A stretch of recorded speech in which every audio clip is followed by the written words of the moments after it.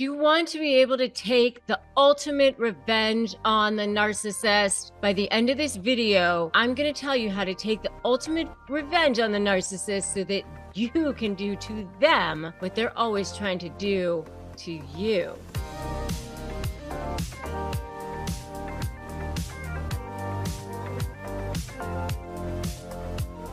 Hey there, I'm Rebecca Zung, and I'm an attorney. I'm also a narcissist negotiation expert, and I've helped thousands of people break free from narcissist relationships by showing them the path to freedom, just like I'm going to show you right now. So make sure you subscribe to this channel and hit that notification bell.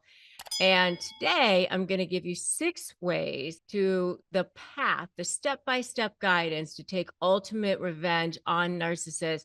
You don't want to fight or argue with narcissists. You're going to do this instead, because if you fight or argue with them, they're going to fight or argue back. You know how you push against something, you push back against you. And when you're doing that, they actually enjoy it. That's what they want you to do. That's exactly what they want. They're like, hey, now we're having a conversation. Now you're giving me what I want. You're giving them food, lifeblood, oxygen. That does not give them revenge. So, my SLAY methodology has actually helped people break free. It's strategy, leverage, anticipate, and focusing on you.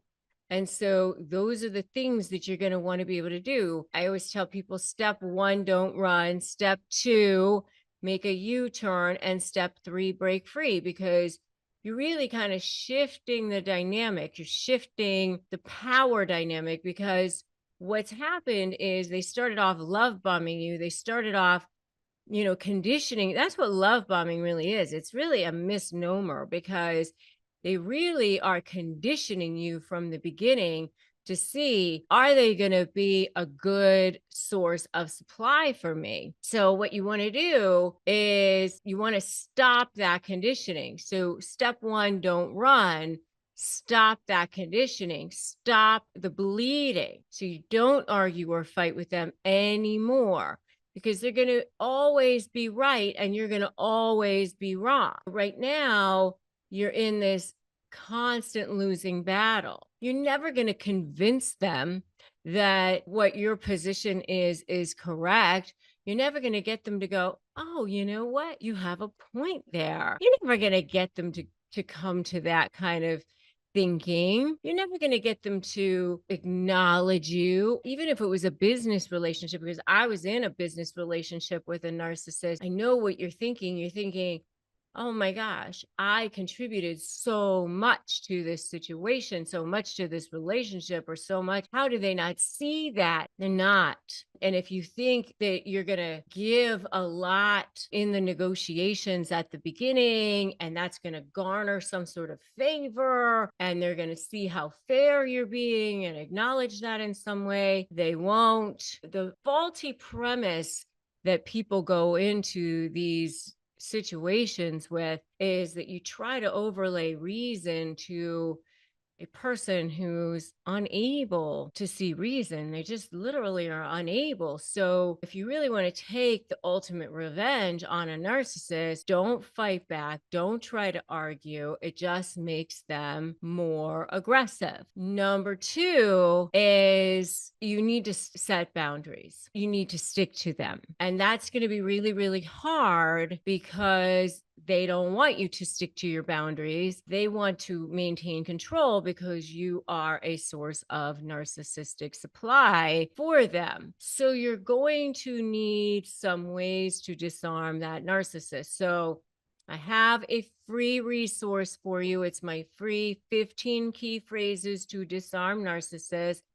I would go grab that now. You can get that at disarmthenarc.com. Just go to disarmthenarc.com. It's a free resource for you. You can use that to write emails, write text messages, when you're speaking to them, if you're responding, because they're going to light you up like a Christmas tree with all of their flooding, trying to get that supply source back under control. But that's okay, because it's like a 2-year-old having a tantrum on the floor.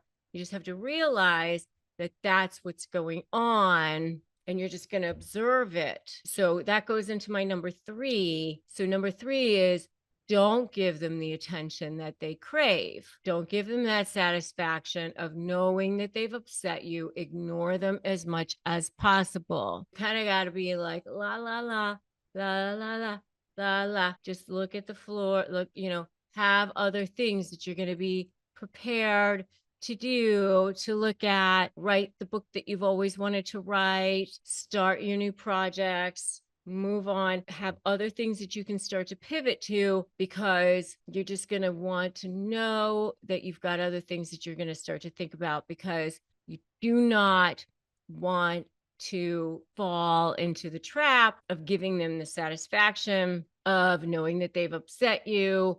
You want to ignore them as much as possible. Once you've set those boundaries, you need to stick to them, no matter how hard it is. And there's a number of reasons for that. I mean, obviously, if you go give them that attention again, you're back into the cycle, you're back into it.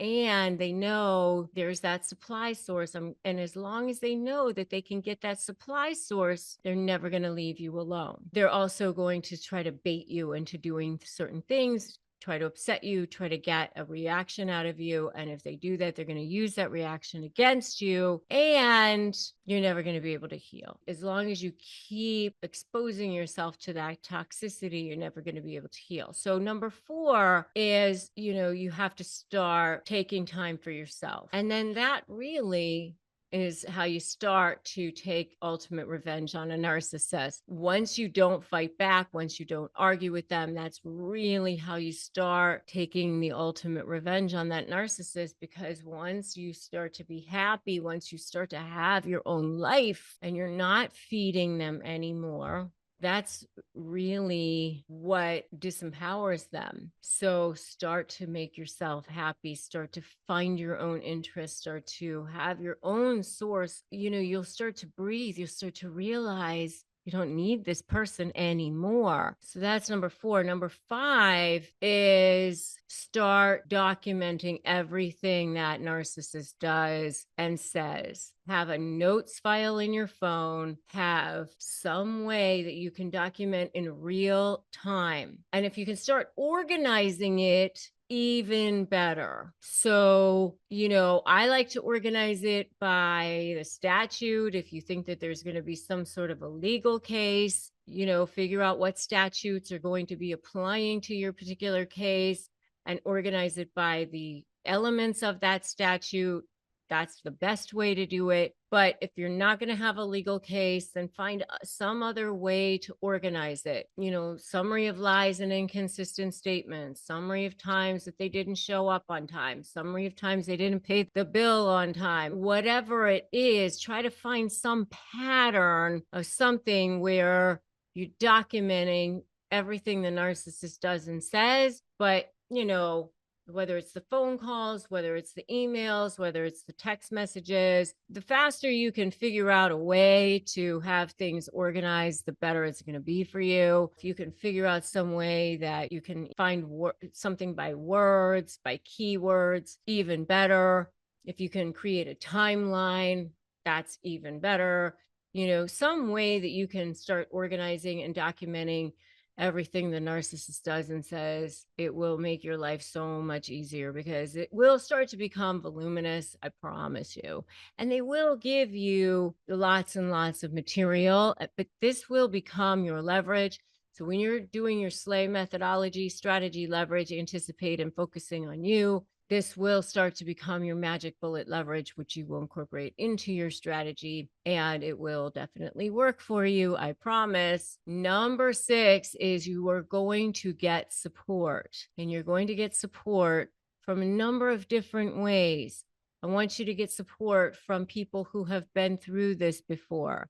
I want you to get support from a network of friends. I want you to get support from a network of maybe family members. Seek professional help if possible. So if you don't have access to therapy, we do have a sponsor on this channel, which is BetterHelp. So you can go to betterhelp.com/Rebecca Zung. We do receive commissions on that. It doesn't cost you any extra. We just want you to have access to services that you can trust. We also have a Facebook group. I have a Facebook group that you can have access to, which is totally free, which is Narcissist Negotiators with Rebecca Zung. And I also have an inner circle, which you are welcome to join, which is my slayinnercircle.com. And I want you to have access to the help and support that you need. It is so important for you to have a network of friends and family and professional resources that you can count on, that you know that you can trust, because you are going to need that, especially when you are dealing with narcissists. But that is how you take the ultimate revenge on narcissists.